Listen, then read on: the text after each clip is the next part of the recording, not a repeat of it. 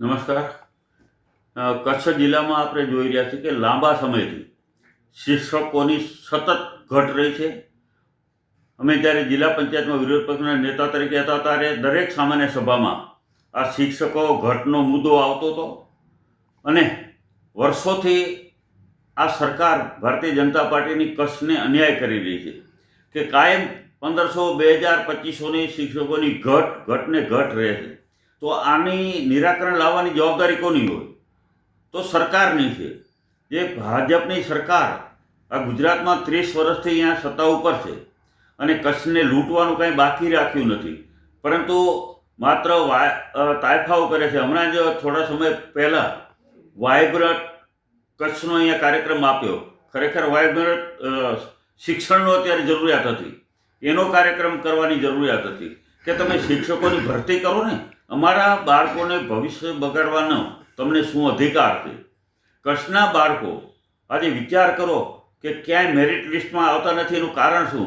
એનો પાયો જ નબળો છે. શિક્ષકનો પાયો, શિક્ષણનો નબળો અહીંયા કચ્છમાં રહી જાય છે. દરેક શિક્ષકોમાં જાઓ. આજે અમે હમણાં જ જિલ્લા પંચાયતની સામાન્ય સભામાં પ્રશ્નોત્તરી પણ મૂકેલી કે કેટલી શાળાઓમાં એકમાત્ર શિક્ષક, દરેક શાળામાં ઓછામાં ઓછા 2 શિક્ષક હોવા કાયદાની જોગવાઈ છે, નિયમની જોગવાઈ છે. એને બદલે એક શિક્ષકથી ચાલતી શાળાઓ 140થી વધારે છે. કચ્છ જિલ્લામાં કોઈ સ્કૂલોમાં રમતગમતના મેદાનો નથી, 70% સ્કૂલોમાં. તો એના માટે જવાબદારી કોની હોય? અહીંયા કને તમે ખૂબ મોટા વાતો કરો છો, તાયફાઓ કરો છો. હમણાં ખાસ એવી તમામ ધારાસભ્યોને સાંસદ શ્રી કચ્છનાએ એવો દાવો કર્યો હતો, એવી જાહેરાતો કરી હતી કે કચ્છ માટે અમે સ્પેશિયલ ભરતી કરાવી અને શિક્ષકોની ઘટ પૂરીશું. તો એના પછી પરિણામ શું આવ્યું? એના પછી આજે પરિસ્થિતિ ત્યાં ને ત્યાં છે.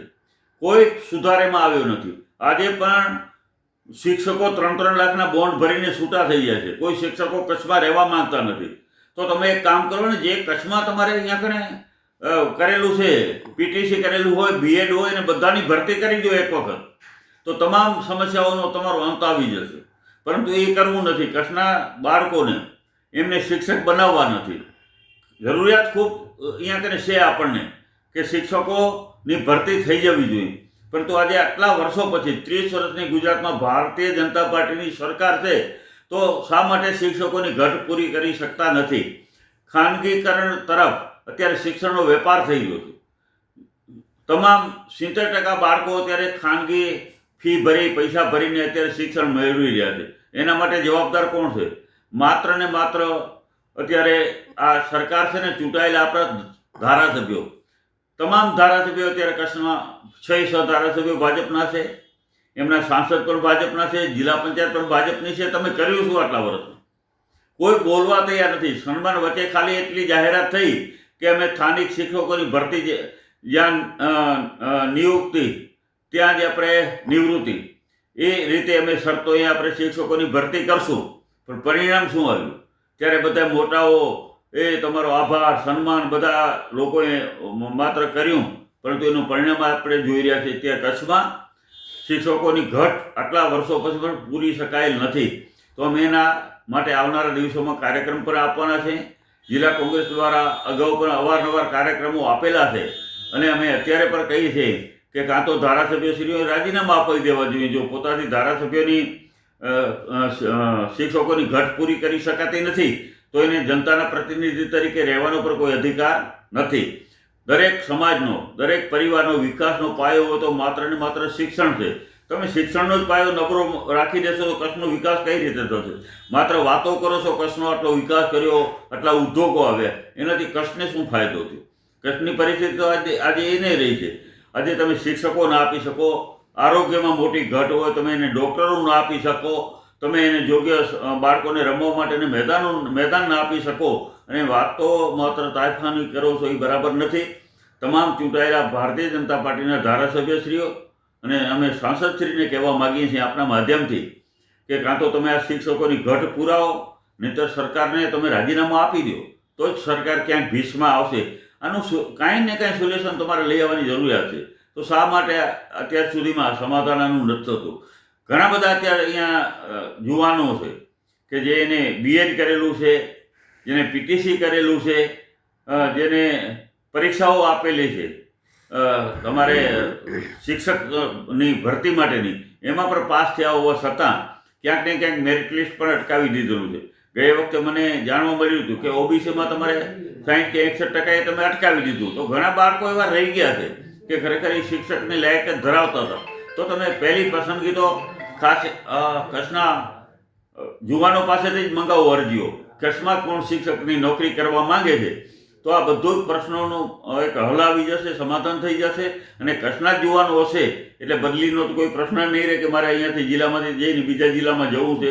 તો કાયમી જો આનું નિરાકરણ લાવવું હોય તો કચ્છના જ યુવાનોને તમે શિક્ષકની ભરતીમાં સમાવેશ કરો, તો જ આનું સમાધાન આવશે.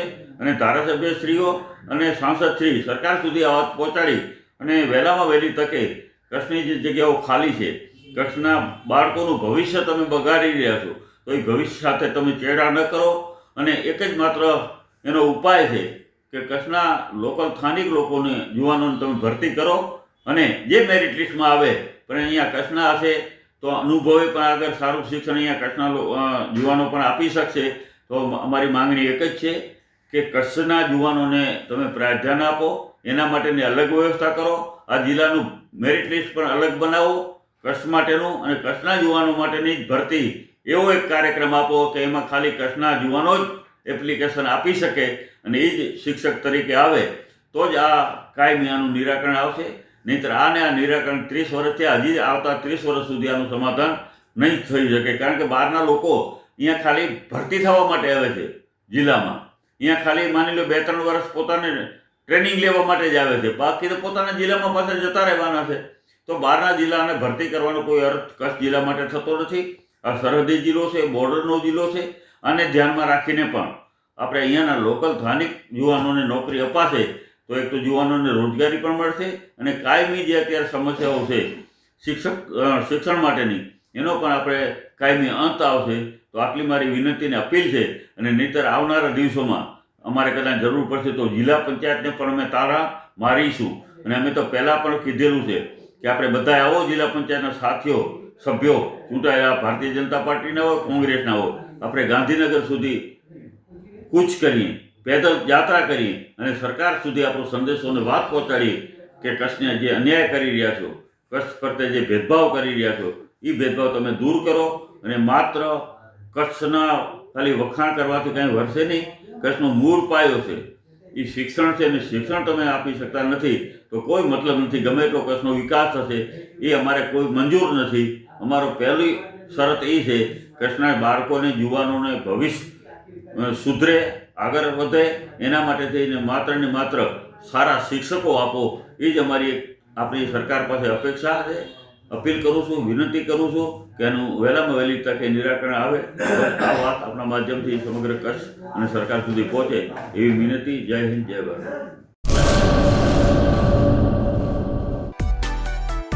માં motor driving, safe and sure driving.